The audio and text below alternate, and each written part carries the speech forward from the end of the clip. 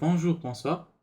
On se retrouve aujourd'hui pour continuer nos cours de chirurgie pédiatrique qui va s'intéresser à la sténose hypertrophique du pylore. Donc, comme petite introduction à ce cours, la sténose hypertrophique du pylore est parmi les étiologies d'occlusion digestive. Donc, occlusion digestive qui est surtout haute située. Donc, c'est surtout au niveau du pylore. Donc, voilà. C'est le passage de l'estomac vers le duodénum. Et donc, il faut savoir que cette étiologie ne peut être évoquée qu'à un âge très précoce.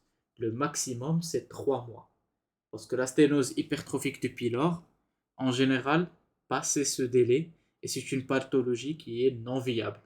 Ça veut dire que la sténose hypertrophique du pylore, on ne peut faire que le diagnostic précoce. Sinon, si les parents ne ramènent pas l'enfant ou autre, très rapidement, il sera dénutri, déshydraté, etc. Et donc, il est très grave. Donc, la sténose hypertrophique du pylore, donc la définition, c'est une hypertrophie du pylore qui va commencer à comprimer ou bien à bloquer le passage des aliments. Et donc, l'âge, c'est jusqu'à 3 mois. Il touche surtout les garçons. Donc, l'origine, elle n'est pas exactement élucidée. C'est une pathologie a priori qui est bénigne, mais si on laisse évoluer, elle est mortelle. Donc, en l'instant même, ça veut dire en néonatologie ou autre, elle est bénigne, ça veut dire qu'elle-même, elle ne retentit pas, elle n'altère pas la vie du nourrisson. Mais si on laisse évoluer, donc elle devient très obstructive, le nourrisson ne s'alimente plus, etc. Et donc là, elle devient mortelle. Voilà. Et donc la sténose hypertrophique, donc hypertrophie de la musculeuse, qui va faire que la lumière va être comprimée. Et donc il n'y aura plus le passage d'aliments. Et donc à la clinique, donc on aura surtout des vomissements. Des vomissements post-prandiaux, mais qui ne sont pas très précoces. À la différence du syndrome œsophagien, le syndrome œsophagien, c'est des vomissements post-prandiaux immédiats. La sténose hypertrophique de pylore, ce sont des post-prandiaux tardifs. Donc post-prandiaux tardifs, donc les conséquences, déshydratation, troubles hydroélectrolytiques, l'insuffisance rénale, dénutrition, et inévitablement, elle évolue vers le décès. Et donc les signes fonctionnels pour avoir des vomissements blancs postprandiaux tardifs. Un lait qui est cailloté, ça veut dire un lait qui est digéré. Ce n'est pas comme un lait qui est frais, le lait caillé. Il y a un intervalle libre dans certains cas. Et le retentissement, on aura une cassure de la courbe pantérale, une hypotrophie, et un nourrisson qui est affamé. Parce qu'il continue de manger, de prendre le lait, mais il ne profite jamais de ses aliments. Et donc il reste toujours affamé. Voilà. Les signes physiques, donc on peut voir la déshydratation, la dénutrition, l'hypotrophie. Et à l'examen de l'abdomen, on peut voir des ondulations péristaltiques. Si nous sommes dans un estomac de lutte, on peut voir qu'il se contracte pour essayer de pousser les aliments. Et parfois, à la palpation, on peut percevoir ce qu'on appelle l'olive pylorique. L'olive pylorique, c'est une masse abdominale en regard du pylore liée à son hypertrophie. Voilà. Et donc, lorsqu'on commence à le suspecter, on demande des examens paracliniques à type d'échographie surtout. L'échographie abdominale, elle met en évidence l'olive pylorique avec un épaississement du muscle. Un épaississement du muscle qui sera long, épais, etc. Avec possiblement un estomac de stase, un estomac dilaté. On peut demander une radiologie à type de transit œsogastro-duodénal. Il y a des indications limitées, surtout en cas de doute. On peut voir cet aspect où la compression elle est clairement visible. Voilà.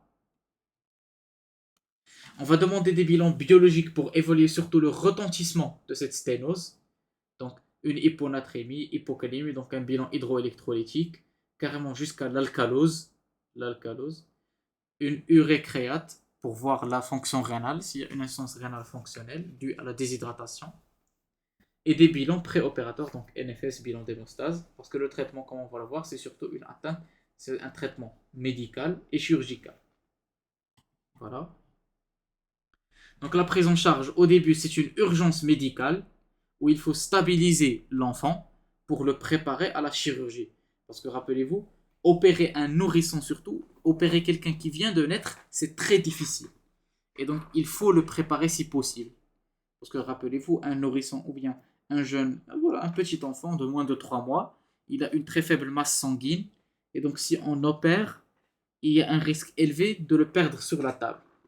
Et donc, la préparation, c'est une hospitalisation, une sonde gastrique, une déperfusion, une correction des troubles hydroélectrolytiques, de la vitamine K pour corriger les troubles de démostase, pour ensuite planifier la chirurgie.